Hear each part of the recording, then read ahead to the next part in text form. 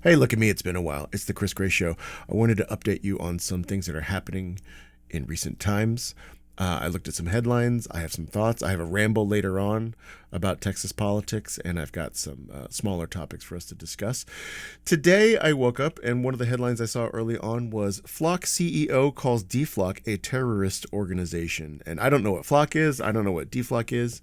I did a little bit of research and gathered that it is a AI startup. And it seems interestingly insidious. I will say, if you're new to the channel, if you're going to join my Patreon, I'm telling you right now, I'm pretty mixed on AI. I do use AI at times. I think that it's a really interesting technology and it has huge problems. I am not a person that you're going to come to and get reflexive, all AI is bad takes from. And so I just want to let you know now, because if you join the Patreon, which you should, because there's a lot of interesting content there. I don't want in 6 months for you to feel rug pulled when I say that there's an AI product that I like. I recognize there are very, very problematic things about AI. And this actually story might reflect some of those things, because one thing that is happening right now, as a person who was in tech for like 10, 15 years, is that every tech vision is adding AI to their mission statement. Is a way of grabbing investment dollars. So I'm always a little bit skeptical of these things, and let's figure out what Flock is. I did a little bit of Googling, and I looked up what is Flock, and here's what I got. Flock.io, and on Flock.io I can scroll my scroll wheel, and I can make these fingers move. And you know what? Sign me up. This is I'll put all my money into this. All right, I love it. Actually, what this is, I think this ends up being like, can I reload this? I don't know why this. Oh, wait. Oh, there we go. Eventually I got to it. This is not the company in question. This is some a private AI training platform for training custom models with full data control. No idea what that means. There's a lot of businesses like this right now. Again, this is not the business in question, but look at this slick website, though. Well done. Very nice quasi WordPress build. Of course, you got to get your logos scrolling like this. Anyway, this is not the one. Before I tell you what it is, because I did find out what it is, let's look at the video in question. Yeah, let's do that. This is it. Oh, actually, let me make sure that you're going to get sound from this Mac OS audio capture. Let's go Safari audio. Actually, let me see. Let me see something real quick. Safari. Oh, it's already in here. Okay, look. Let's see. Everywhere and increased surveillance everywhere. Yeah. There's an organization called DFlock who send me. That's the CEO right there. It's actually an interesting exercise. When I start this, who's the CEO? Everywhere and increased surveillance everywhere. Yeah. There's an organization called DFlock who semi-well known now, I guess, if you're interested in this stuff, who take a fairly aggressive approach in terms of counting the number of cameras and having a Discord channel where they talk about potential, activities to move against Flock and stop it expanding. What do you think of that organization and the way they go about their business? Yeah, so I think there's really two groups of activists. You've got organizations like the ACLU and the EFF who take an above-board approach to fight for their point of view. And thankfully, we live in a beautifully democratic, capitalistic country where we can fight in court. And I have a lot of respect for those groups because they have reasonable debates and we follow the law. And then unfortunately, there's terroristic organizations like DFlock, whose primary motivation is chaos. They are closer to Antifa than they are anything else. And that, I think, is unfortunate because we don't want chaos, or I don't want chaos. I like law and order. I like a society that has a bedrock of safety. So for those groups, I think it's just disappointing that they haven't chosen a more constructive mannerism to try to get what they want, which they have a right to have. So many red flags. I don't know this guy. First of all, red flag, building up your biceps as a genetically scrawny guy, building up your biceps and making sure that your t-shirt lands right on the little cusp of that bicep. There's a lot of thought that's gone into this silhouette, and I find that problematic. Also, being in this day and age, saying things like, I believe in law and order. There's language that this guy uses to talk about things, aside from calling an opposition group a terroristic organization, which is what he actually said, or saying that they are like Antifa. Whenever, what sort of code are you trying to, what kind of radar antenna are you trying to prick up by saying things like they're like Antifa? Also, I find this annoying. So for those groups, I think I don't like that he says gropes when he means to say groups. He actually constantly says the wrong vowel for words, and I find that unsettling. Anything else. And that, I think, is unfortunate because we don't want chaos, or I don't want chaos. I like law and order. I like a society that has a bedrock of safety. So for those groups, I think it's just for those gropes, get a little speech coach. Okay, what is Flock? Next video, not that, this. The founder that wants size of Flock and Flock cameras going up everywhere. And anyway, basically it's putting up a bunch of cameras to help the police. Here is the website for this company, Shaping the Future of Safety Together. Okay, I think that if you wanted to independently create a website for a company in the TV show Black Mirror, I think it would be hard to do a better job than this. Scrolling. Safety is something we can create together, but how? I think in a way there's a part of this kind of thing where there's an appeal to safety and law and order and stability. And I think that, okay, you could say this is a reach, but this sort of feels white-coded to me, because I think for a lot of ethnic minorities in America, we've never felt completely safe. There's definitely days I feel safer than others, but not only have I never felt completely safe on a day-to-day basis, right? Because I have, ever since I grew up in Texas, I had people yelling at me from cars in the street and vandalizing our house, trying to start fights with me, guys just trying to start fights with me in school, and I'm like, I've never even talked to you. What is this fight about? That, but also we've never felt fully safe from the institutions involved in this country, right? And so I think that an appeal for safety and law and order in your language is sort of a saying let's go back to the way it was, when we were on top. Anyway, here's your Black Mirror flocksafety.com website. A public safety technology, safety solution. I mean, essentially, we provide safety solutions to capital L law, capital E enforcement, comma, also neighborhoods, no Oxford comma, and businesses. So their customer is not the neighborhood. It's not the local businesses. The customer is law enforcement. And does that say how it's going to do that? Oh, thank you for putting people of color on your website, for a company that's going to wants to basically. My guess is we want to install smart cameras on every single corner of America, use AI and data to analyze those things, and then make it easier for us to arrest black people. That's I'm sure that's not how they pitch it. Let's see a mobile security trailer.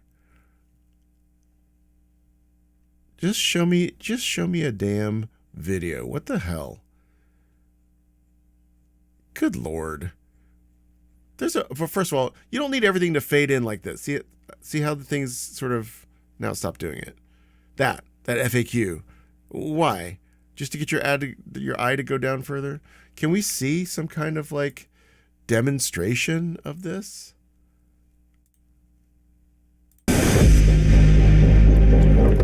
Yeah, exactly. Let's see.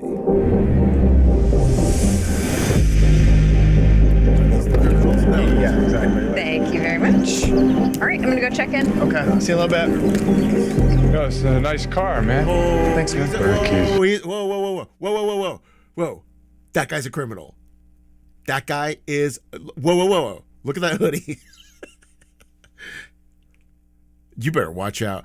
Oh my God, why did you drive this nice car to the resort? Yeah, exactly. Thank you very much. All right, I'm gonna go check in. Okay, see you in a little bit. Such a vacation. Oh, it's a nice car, man. Whoa, he's all sweaty too. Did you see that? Yeah, exactly. Thank you very much. All right, I'm gonna go check in. Okay, see you in a little bit. Oh, it's a nice car, man. Thanks, man. Where are the keys? I don't want any trouble, man. Oh my God. Shit, I don't want any trouble, dude. They're in the car.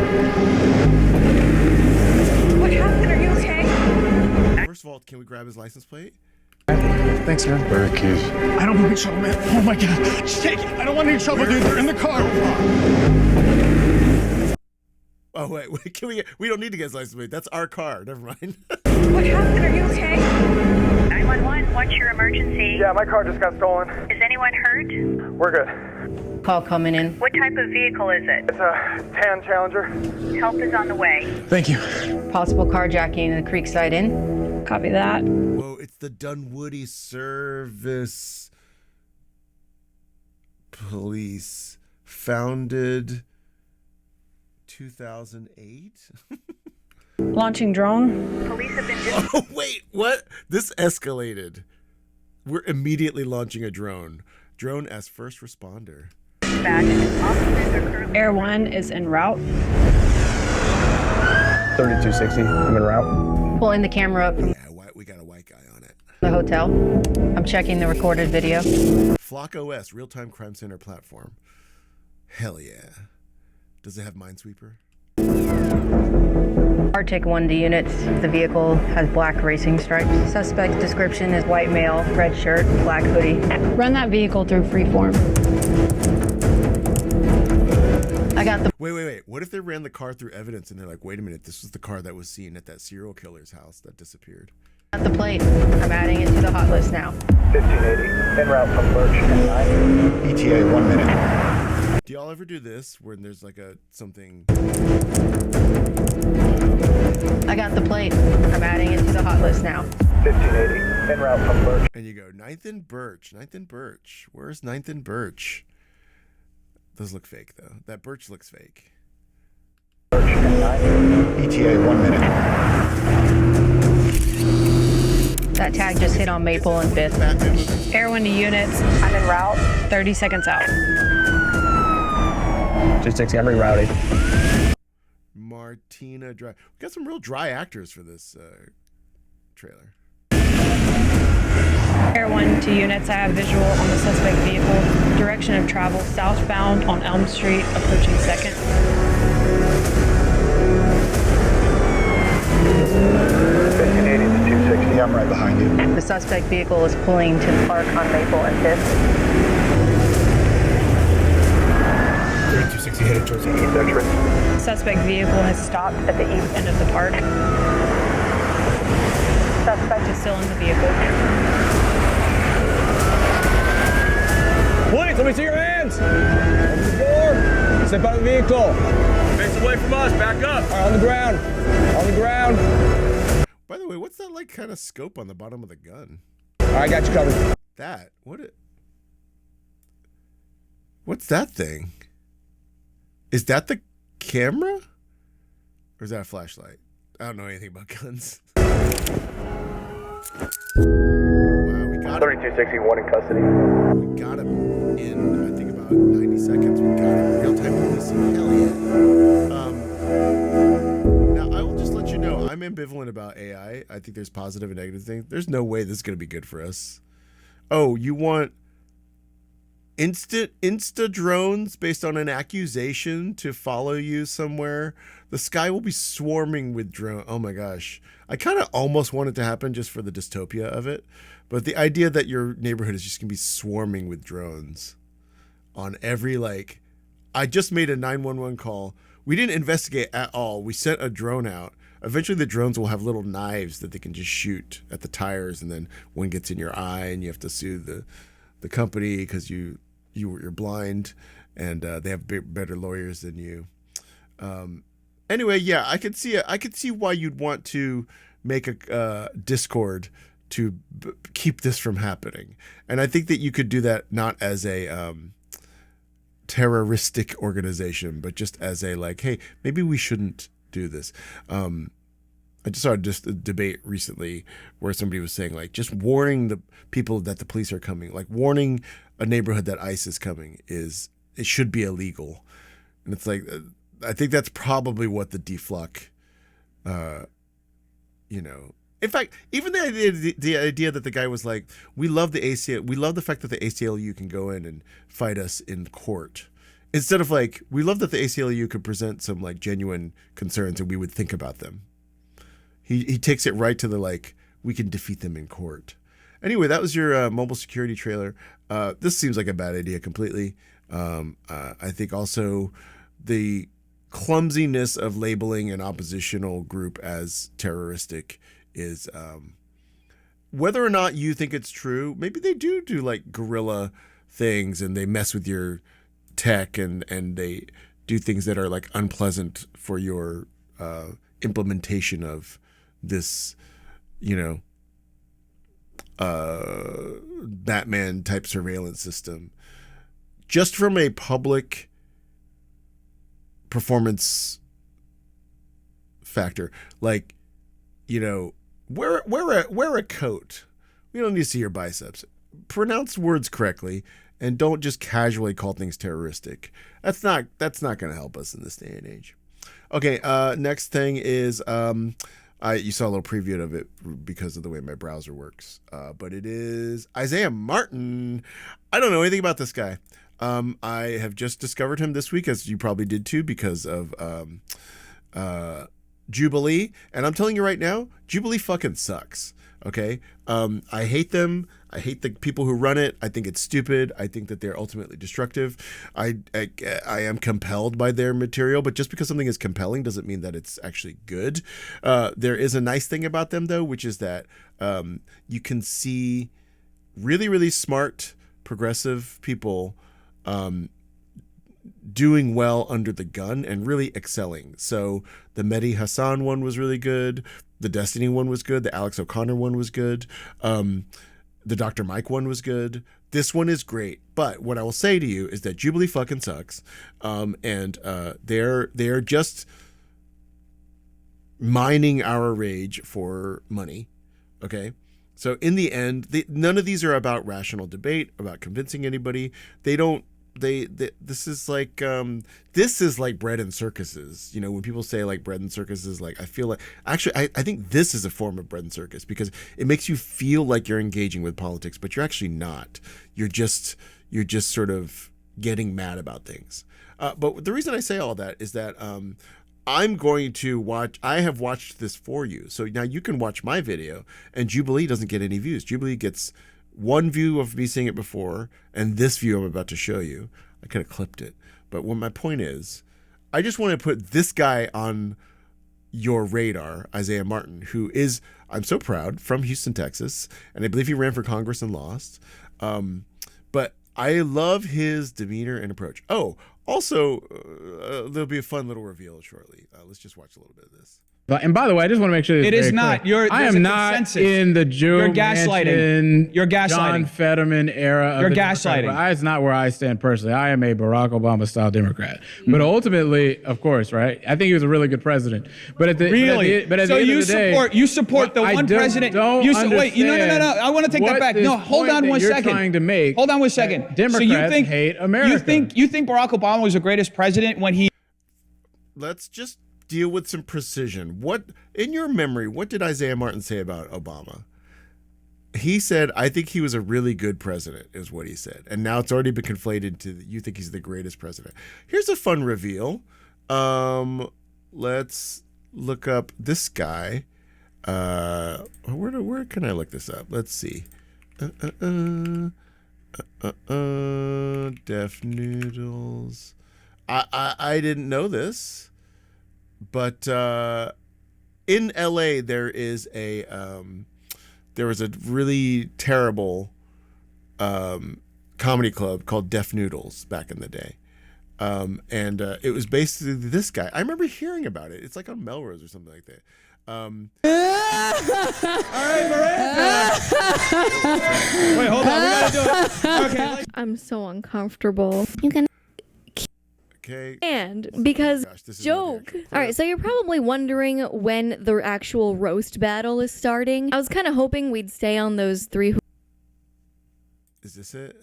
A couple weeks ago, gosh, I was deciding. You can never see the actual thing. You know what I mean? Of course, that's what you're doing with me right now. Anyway, the point is, he's ran a terrible stand-up comedy place here in Los Angeles that I think had like fights and stuff like that. And oh my gosh, I cannot find it. Here we go. Let's get a little. I just want to hear a little bit. Today's video is a little bit different than usual. Yes, today's video is a little bit different than usual. I'm a big fan of the commentary community on YouTube. So am I. But please, just show me here. No? Good Lord. I couldn't decide. He took it all down. And my take. I guess he took it all down. I just want to see a clip of him talking. I can't keep my dick in my pants when it comes to creating problems and destroying my career. I just need to fuck it. My point being, this is from 2022. This guy sucked as a stand-up comedian, then pivoted into this. This is the same guy. He unilaterally called the most amount of drone strikes abroad and killed the most innocent civilians in the history of the United States presidency. I don't agree with that. But you don't agree with that? I don't agree with that, and that's. By the way, perfectly reasonable position to take that generally you think Barack Obama was a pretty good president, even a really good president. Not saying he's the greatest president of all time, the way Def Noodles wants to portray it to be. And you can also say, hey, I wish he hadn't done so many drone strikes. It's a totally fair position. That's exactly what I just said, is that people. But you just said he was the greatest president. Excuse me. No, diversity of thought is killing innocent civilians. I hate to break it to you. How is that diversity of thought? I hate to break it to you. But Donald Trump also had an increase of drone strikes more than what was happening under Barack Obama. So you might want to go check your numbers, because if that's the marking of whether or not someone is a good president, your guy literally went and had more drone strikes. Guess what? I bet you're still going to go to Mar-a-Lago and beg for his support, aren't you? I didn't just sit here and say that Barack Obama is the greatest president in history. But Donald Trump had more drone knowing that he killed more civilians. But Donald Trump had more drone strikes, but you still think he's a good president, right? I didn't say that I approve of drone strikes. I'm calling out drone strikes. So it's almost like if you disagree with something, you can still support the politician overall. That's kind of how that works. I'm literally calling out drone strikes. Do you understand how your cognitive dissonance is working? You're trying to say that because I support Barack Obama and I disagree with drone strikes, that all of a sudden that's some type of failure in my reasoning, while you literally support Donald Trump, who had more drone strikes, and you still support him. You literally came dressed like him today. Okay, so this Isaiah Martin guy is great. He's like built for this, right? And so this is why I wanted to just say that he is great. You should follow him. If I can ever vote for him, I will. I mean, based on obviously, you become enamored with people, and then of course there's some wrinkle. We're gonna get to that in a little bit, but I just want to bring up another thing that came up, which is Ilhan Omar's income. $1 on luxury hotels and Bad Bunny concerts. How is that loving America? Wait a second. I just want to make sure that something's clear. Just explain that to me. Just watch when he corners you into the position that you've said something and he wants to sort of land the killing blow. I just love Isaiah Martin's focus in terms of how dogged he is of just being quiet, calm, and just pressing the point. Now you're trying to pivot. I just want to make sure this is right. You're trying to say that someone increasing their net worth in government per se is indicative of someone who doesn't care about America, right? I think enriching yourself on the backs of Americans when you're there to serve is inherently dishonest, corrupt, and it is anti-American. You think so? Yeah. How much has Donald Trump's net worth increased since he's been the president? Look at the focus. Look at the focus. This is like Craven the Hunter when he's got you, and this is like a sniper that is just. There is only one mission on Isaiah Martin's mind right now. I think enriching yourself on the backs of Americans when you're there to serve is inherently dishonest, corrupt, and it is anti-American. You think so? Yeah. How much has Donald Trump's net worth increased since he's been the president? I know that he spent, for a fact, over $600 million in. He was like, I got him, and then he's like, let's get ready. Is inherently dishonest, corrupt, and it is anti-American. You think so? Yeah. How much has Donald Trump's net worth increased since he's been the president? I know that he spent, for a fact, over $600 million in wrongful lawsuits that were brought by Letitia James and all of these crazy Democrats in the judicial. How much? How much what? How much has his net worth increased since he's been president in 2025? Well, you tell me. $3.3 billion. He also had to spend. He also had to spend $600 million. He also had to spend $600 million on these lawsuits that you guys, these frivolous lawsuits that you guys are bringing up. Has made more money off the. He's been an independent businessman his entire life. He still owns golf courses. His son Eric made more than him. His son Eric still runs the golf courses. So if your own logic is that making money in public office is indicative of someone who hates America, I would say the guy who's made more than anybody else in the history of America probably hates America, this is right? an absolutely false equivalence. That's not how that works, did it? This is an absolutely false equivalence. That didn't work out well for you. This is a false equivalence. Anyway, I love this guy. Isaiah Martin, check him out. Jubilee sucks. I don't know what this means. That means... Oh, here we go. Oh, yes. Jeffrey Epstein. Our favorite, the gift that keeps giving. Imagine, given how much has been redacted, what this would be like if it wasn't redacted. Anyway, I just want to point you to this, www.jmail.world. This is all of the Epstein emails reformatted as a version of Gmail. So this is as if you are in the... oh my gosh, this is new. Wait a minute. This is brand new. I didn't see this before. So this is like as if you were Jeffrey Epstein and you were going through your own Gmail account. First of all, this is crazy. The last one was from Cody Rudland. It says, "You are dead. Good riddance." From Cecilia Steen, "My dearest Jeffrey, I don't know when you'll get to read this. I was so sad to read that you'd been found unconscious in your cell. No matter what happens, I will always be loyal to you, and you will always be in my heart. I've been in remission for 2 years and just ended a returnship at blah, blah, blah. I'm now looking for a permanent job. I'm still in London." Oh, Cecilia, you're just looking for a job? Wait, he's dead on the he's been killed or committed suicide on the floor of his jail cell, and you hit him up for a job? That's wild, Cecilia. But this is new. I haven't seen this at the bottom. Are there photos? Oh my goodness. Oh my goodness, Bill. Hey, by the way, none of us give a shit about Bill. You could fucking take Bill. You could send Bill to the electric chair. We don't. Oh my God. Look at Bill. We don't care. None of us is going to defend Bill. Pretty baller hot tub video. Whoa, look at who photographs well. Sorry, I didn't know they had this thing. New releases only? Who are these yokels? Wow. Why do we all look the same? Why are we all dressed the same? So strange. What are these other features down here? J Drive? Oh my goodness. Oh, these are the PDFs. What else? Flights? Whoa. Oh my gosh. Whoever put this together is insane. Where is the island, by the way?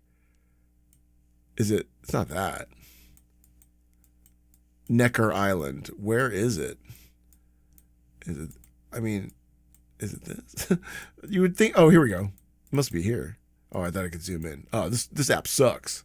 It must be this somewhere. What was the other thing? More? Jamazon? Oh no. Are these all his Amazon? Oh no. God, this is so brilliant. These are Jeffrey Epstein's real Amazon orders extracted from. Oh my gosh. Is he going to be just like me? No, he got a pelvic clock. He got a pelvic. What's a pelvic clock? Okay, he's not like me. Oh. Now, come on now.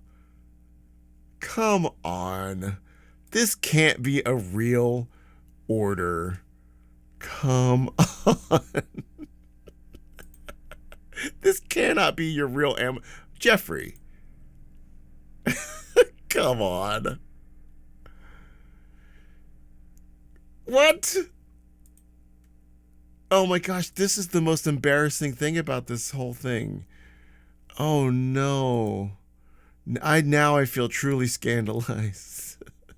He ordered Lolita and a book about how to write jokes. Oh, and some Spinoza. Very good.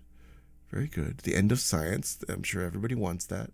Oh, now we're getting smart. Leibniz, Darwin, the Prince of Gauss, who I believe is responsible for things like Gaussian blur. Or not responsible for it, but for the... Oh, and we got some underwear. What the hell? Wait, let me see this order. Hey, Jeffrey, your package over. This is crazy to me. That somebody like Jeffrey Epstein is ordering Fruit of the Loom 6-packs. Oh, God. I will say, obviously this guy's a horrible person. Got some prune juice for his UTIs. It's like, when will we learn that, like, this amount of money just doesn't make you happy? Like, it doesn't make you, or it does make you more comfortable, obviously, with more resources and stuff like that. But, like, it won't change the part of you that still wants to know how to write jokes. Oh, no. J message? Oh, my God. This is a fucking gold. Oh, my God. This is crazy. Because searching the archive is, like, very tedious. This is my text messaging history. Also, by the way, if any of us had this amount of, like, our digital footprint exposed to the world like this, I guarantee, if you do this to me, you will find embarrassing shit. Absolutely. Okay, go check this out. jmail.world. This is amazing. Oh my gosh. Okay. Next up is just letting you know that Eric, my husband, and I, we started watching The Devil's Plan on Netflix. I really enjoyed the first episode. And Traders, this is not on Netflix, Traders Ireland. So here's the cast of The Devil's Plan.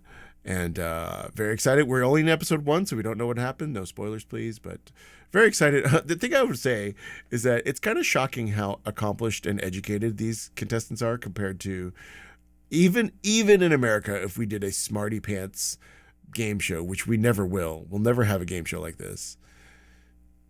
Even there's like 2 actors or 3 actors in this group, and they still have master's degrees. Anyway, Netflix, Devil's Plan, check it out.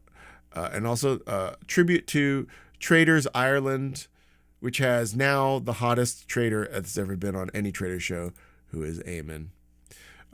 Just nudging out Hugo from UK Series 4.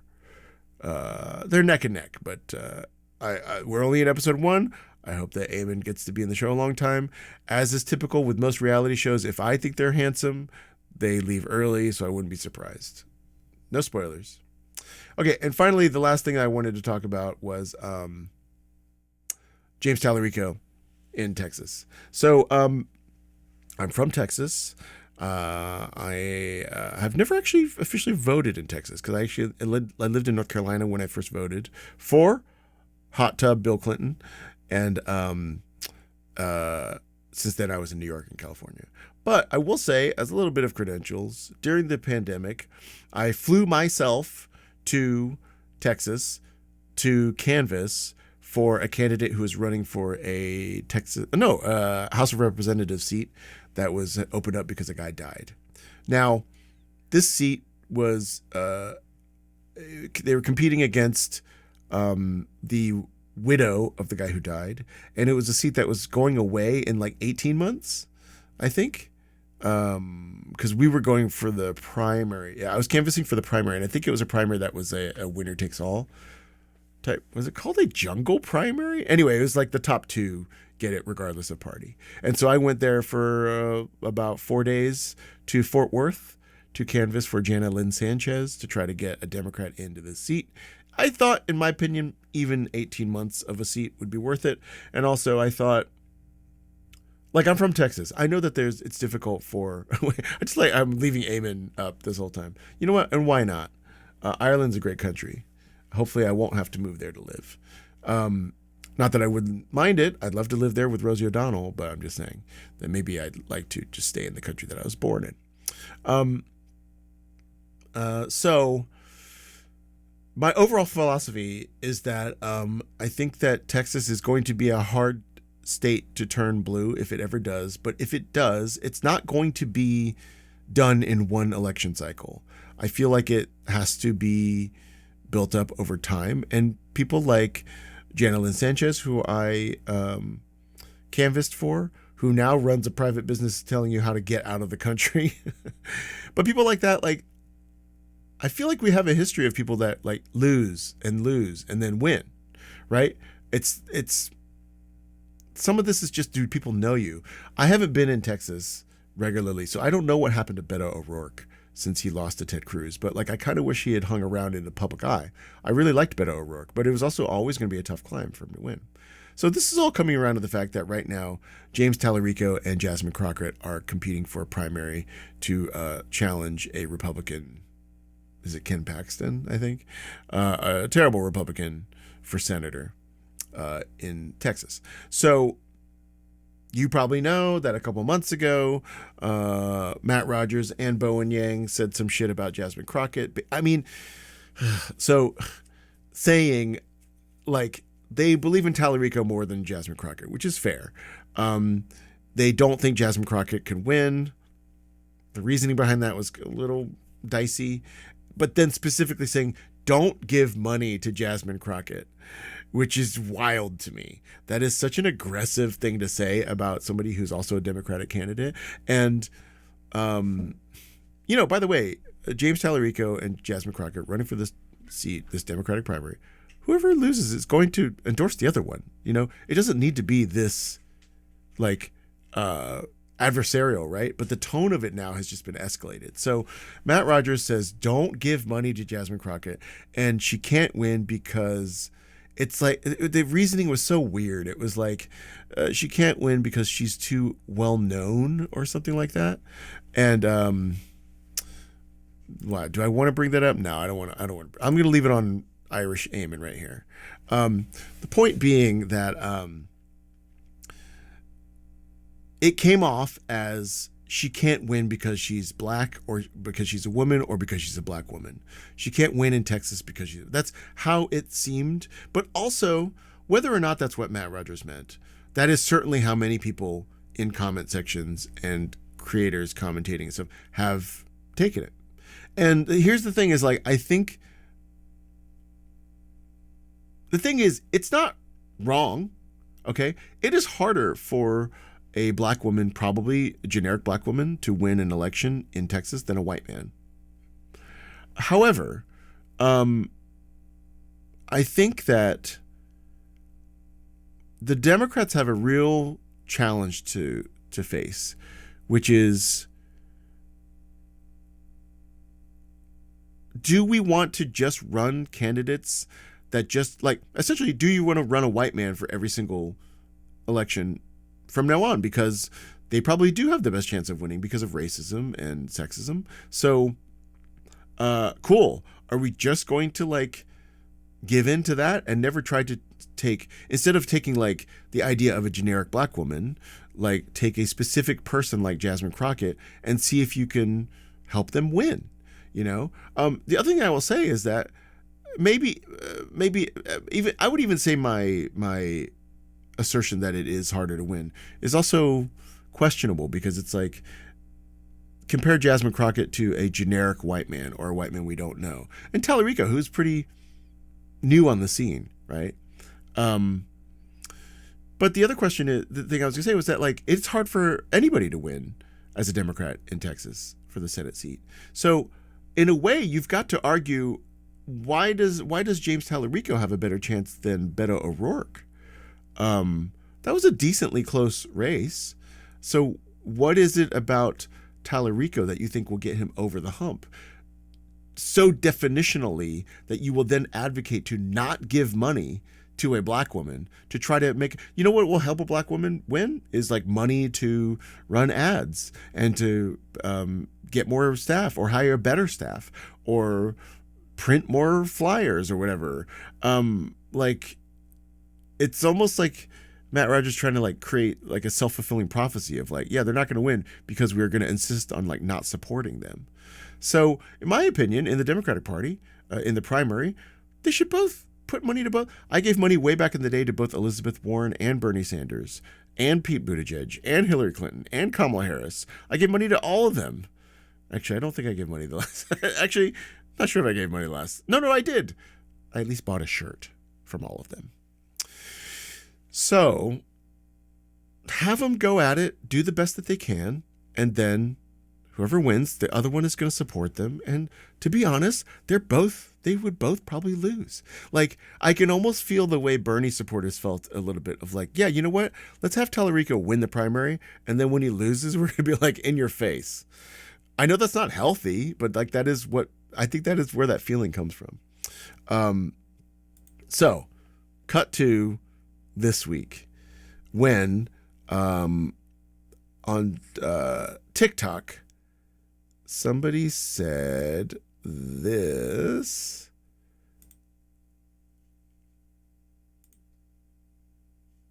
Mediocre black man, not a formidable and intelligent.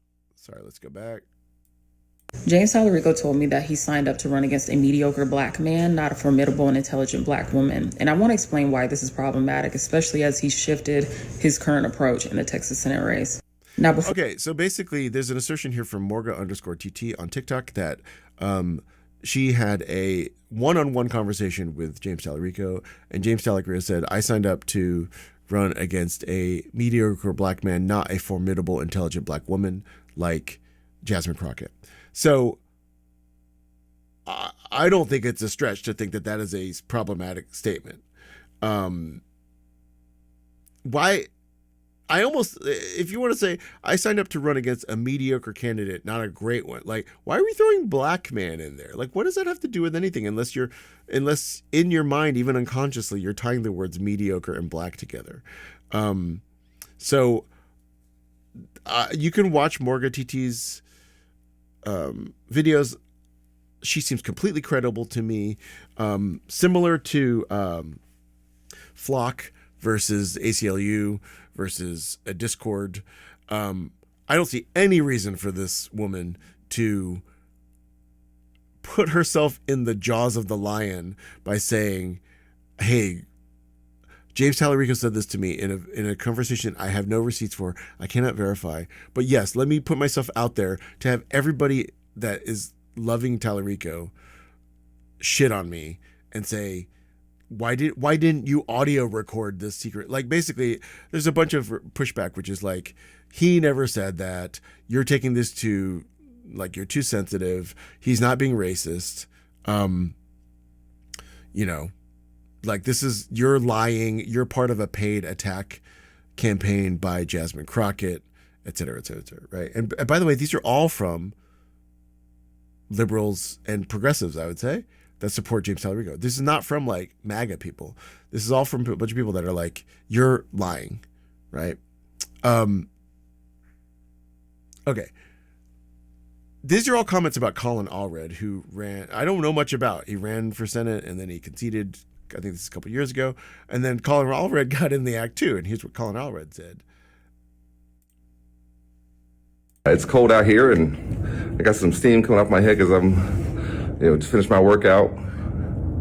Got some steam coming out of my ears too. I understand that James Tallarico had the temerity and the audacity to say to a black woman that he had signed up to run against a mediocre black man, meaning me, not a formidable, intelligent black woman, meaning Jasmine Crockett. Let me just break this down into a few segments here. First of all, let me just give you some free advice, James. If you want to compliment black women, just do it. Just do it. Don't do it while also tearing down a black man. Okay? We've seen that play before. We're sick and tired of it.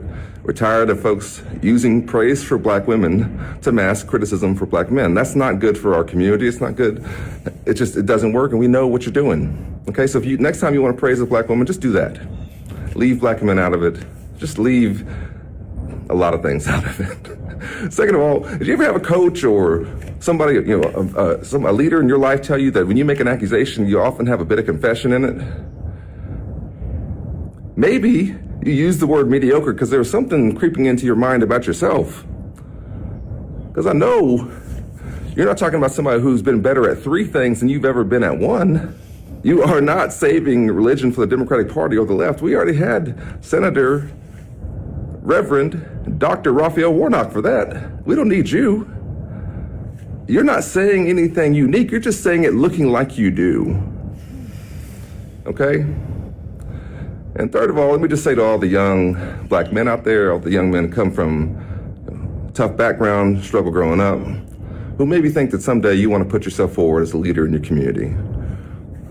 It's going to have haters like this are going to show up, okay? And you're going to feel like you have to be twice as good and jump twice as high and talk twice as well, but you don't have to. You can walk out there with your shoulders back and your head held up high, knowing who you are and the value that you bring, and understanding that this comes with the territory and that there's going to be folks like this. And when we see them, we should say thank you. Thank you for taking off the mask. Thank you for telling us who you really are and what you really think. And goodbye, okay? Because we're on our way, and we don't need you to come with us, and we don't need your help to get there. So with that being said, go vote for Jasmine Crockett. This man should not be our nominee for the United States Senate. I wasn't going to get involved in this race, but listen, don't come for me unless I send for you, okay, James? And keep my name out of your mouth while you're at it. Okay, I just want to point out a thing here. Okay, so I love this so much just as a, like, the kayfabe of it, right? I mean, I disagree with some things in here. I do actually think that, like in the way that America is structured, we still need the help of white people to get over things. But I love this. I love the vibe of this so much. Of course, people were like, hey, he never said it. This is all bullshit. You know, in fact, you can't really say the first most liked comment on this, I think, is when did James Tallarico say this? Receipts, please. Please stick together. No demo on shade, please. Okay. First of all, I will say the demo on shade started in this wave started with the Matt Rogers thing, and certainly this doesn't help. And it speaks to a larger thing, which is like these white guys don't know. I don't think they even realize it when they're saying shit about black people that is just out of pocket. And I would suggest to you that some of our most successful politicians, in fact, the two most successful Democratic politicians of recent memory that were white are Clinton and Biden, right? And Clinton and Biden talk they're just better at talking to black voters than people like Bernie, people like people, not the easy politician, but people like Matt Rogers, people like Tallarico. And the reason I say that is that, like, it matters. Like, the reason Biden won was that when it went to the South Carolina primary, the black people were like, no, we want Biden. We like Biden, right? And black women particularly are such a strong force in the Democratic Party that if you can't talk to them right, it's going to be really, really hard for you to win. So going back to when I canvassed in Texas during the COVID, I knocked on doors, and it was all very frustrating and didn't feel like I did much. I felt good that I flew myself to Texas on my own dime and walked around and volunteered and knocked on doors. Felt like I was getting attacked by people's dogs, and tried to get them to, we were basically, like, if you had registered as a Democrat, we were just trying to make sure that you went out and voted in this primary. Because it was primary. Primaries have low turnout, and people were not necessarily even sure that it was happening, making sure they knew where to go and all that stuff. But then after a certain point, it was like, oh, now we're just going to go sort of be like poll watchers. Like, we were just sort of standing outside one of the voting locations at a certain distance and, holding up a sign, helping people answer questions. And a couple things struck me, which is that, first of all, this was not a homogenous group of voters at this location. It was all different kinds of people. But the people that were doing the like outside advocacy for other candidates, not just like House candidates, but like local city council, all that kind of stuff. The people that were out there from like 8 a.m. to whenever we left, really being like local advocates for democracy. Like 90% of them were black, and like 75% of them were women, and they all knew each other. I don't know if this is a little cottage industry that they all, hey, I've got my signs for this candidate. I'll talk to you about this person. Please vote for this person. I don't go past this line because I'm not supposed to be this close to the, whatever. But like just being out there all day with bottles of water and trying to like just like really cheerlead for even when people would be like, I'm not going to vote for the person that you're holding the sign for. Even just the idea of being like encouraging of using your vote. The majority of those people out there that day that spent their entire day doing this, that were enthusiastic, friendly, collegial about voting in America, the majority of the people at that location were black women. And obviously this is anecdotal evidence, but I bet we could find a lot of black women engaged with the democratic process. Even in red states like Texas, people who have not given up, people who don't feel that just because they are a black woman that they can't be represented by a black woman in the Senate. And people who have a belief that if they come out and like rally for people and canvass for people, that it can make a difference. And I think that's why it's so deflating for somebody like Matt Rogers to say, don't give money to Jasmine Crockett. Like that is such just a tone deaf thing to say. And I think that this also indicates that James Tallarico has a little bit of this tone deafness as well. Saying, I signed up to run against a mediocre black man, not a formidable black woman like Jasmine Crockett. I know you're trying to compliment Jasmine Crockett because you're talking to a black woman when you say this, but you're also kind of telling on yourself. Now, of course, maybe this all never happened. Conveniently, we've got a X post from JT Ennis, who's the spokesperson, the official spokesperson, with an official statement from James Tallarico, which says, this is a mischaracterization of a private conversation. In my praise of Congressman woman Crockett, I described Congressman Allred's method of campaigning as mediocre, but his life and service is not. I've never attacked him on the basis of race. As a black man in America, he's had to work twice. This is why I bring this up. Allred specifically said, like, they're going to say, you're going to feel like you have to jump twice as high, which is a common thing people say, right?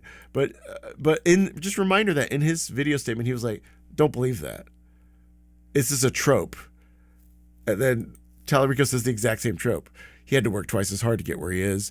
I understand how my critique of the congressman's campaign could be interpreted given this country's painful legacy of racism. I care deeply about the impact my words have on others. I've always said that despite our agreements, I deeply respect Congressman Allred. We're all on the same team. So this is a fine statement or whatever, and it's basically pivoting it into saying it's an out of context, whatever, a mischaracterization. I will say, on the down low, calling a black woman a liar, not the best. And I guess I would just ask you to think, from your own sense of credibility, what you think is more likely in a sort of Occam's razor type situation. What's more likely? Is it more likely that James Tallarico met one-on-one with a black woman and said, hey, you know what? I signed up to run against a mediocre black man, not a formidable and intelligent black woman like Jasmine Crockett?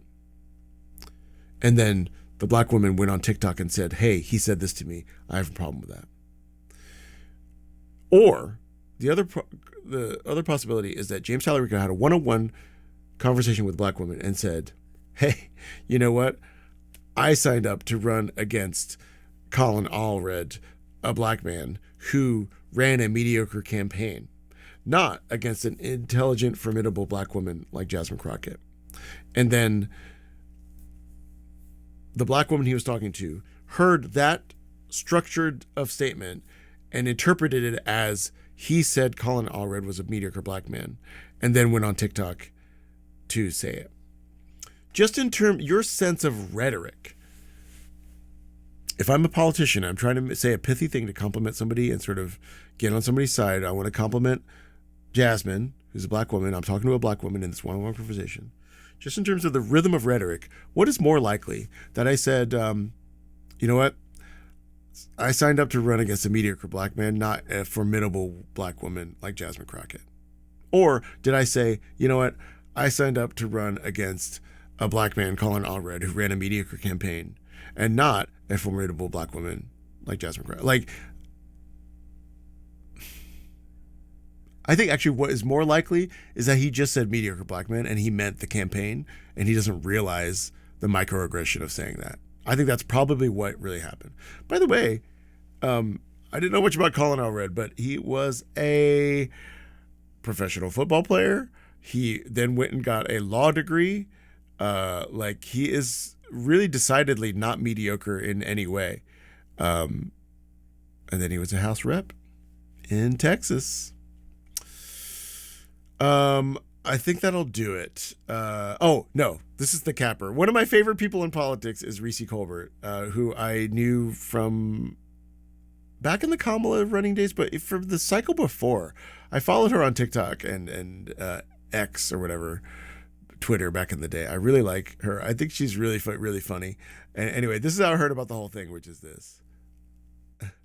Well, look at what the fuck we have here. James Tallarico came out and released a statement in response to Colin Allred's video saying that his words were mischaracterized. But let's rewind. Because you bitch ass motherfuckers was all up in my comments trying to act like this was a smear campaign. There was no evidence. But guess what? Plot twist to all you in denial ass. Oh, yeah, by everybody saying, like, you're part of a smear campaign. You are clearly a paid person to attack James Tallarico. You paid by Jasmine Crockett. All those people got to roll back what they said. Last motherfuckers. James Tallarico said the conversation happened. Ooh. The conversation that y'all said didn't exist happened. Ooh. This random person, how could they even ever talk to James Tallarico? Actually had a conversation like she said. What do we do with this? He said, oh, it was mischaracterized. I was saying that the campaign was mediocre. So mediocre was in the conversation. So she didn't just pull this out of her asshole. So, okay. She says he said mediocre black man. He's saying that that's not what he said. Also, I haven't watched this whole thing. Is Reese about to make the same point as me? You can believe what you want to believe. I tend to believe black women. And she was actually a supporter. So I tend to believe her. Why? Oh, yeah, that's a good point as well. The person who put up the TikTok in September had a video saying that she was going to vote for Tallarico and then changed once Jasmine Crockett entered the race. Why? Because sometimes you white folks get a little too comfortable, especially when you see what you perceive to be a black person siding with a white person over another black person. See, y'all act like y'all don't see race, but you do. So you think, oh, this is a safe space for me to make this kind of comment, and the motherfucker thought wrong. You bitches. Oh my God, I didn't even think, oh my God, that's true. Oh my God, that's so fucking true. Which is that it was a one-on-one event, like she's having a private conversation with him and he perceives her as a black person that's going to support him. So oh my God, that, if you know, that rings so true to me that he thought he had one. Like he had hooked a person on his side, you know, and that he got comfortable and he could say that.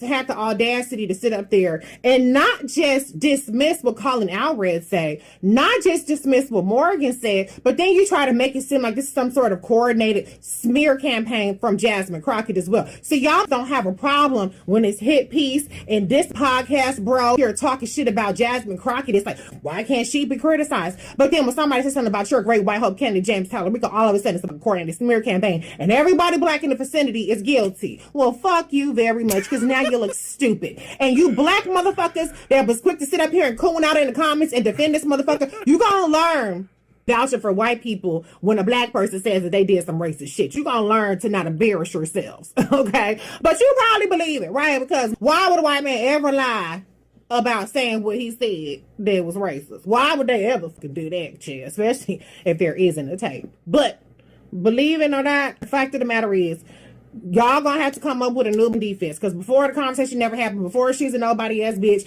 before it was a coordinated thing, it was unsubstantiated, and now James Tallarico looks a lot like he's substantiating it to me, bitch. I love Reese so much. I will say that on a bigger level, this speaks to something that Tallarico's campaign has to get tuned up really fast, which is you just got to be better at this stuff. You got to be better. You got to be more disciplined about what you're saying, even to one person at a campaign stop. And you have to be better about handling this stuff. And maybe this is a little, let's say there's a world where Tallarico wins this primary and then wins the race. This might be a little teachable moment for the Tallarico campaign of, you need to get way better at talking to black voters if you have any hope of trying to win the seat. And you want Jasmine Crockett to push you as much as possible. And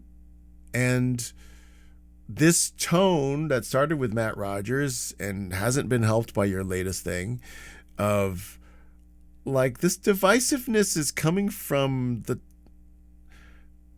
y'all. It's coming from, the call is coming from inside the house. If Jasmine Crockett's going to seize upon it and take advantage of it, then she should, because she should use whatever the political landscape is. But Jasmine Crockett didn't make Matt Rogers say don't give money to her, and certainly didn't make Tallarico say Colin Allred ran a mediocre campaign, which just rolls off the tongue. I'm sure that's what he said. So these are like own goals, you know? And maybe it's pointing out a little bit of weakness in your approach, and you should tune it up before you get to the big leagues. Anyway, thanks for watching. Join the Patreon, patreon.com/ChrisGraceComedy. You can also check out, I stream Blood on the Clock Tower at Noobs on the Goof Tower, and I talk about board games at Noobs at the Game Table. Thank you so much. We'll see you next time. Goodbye.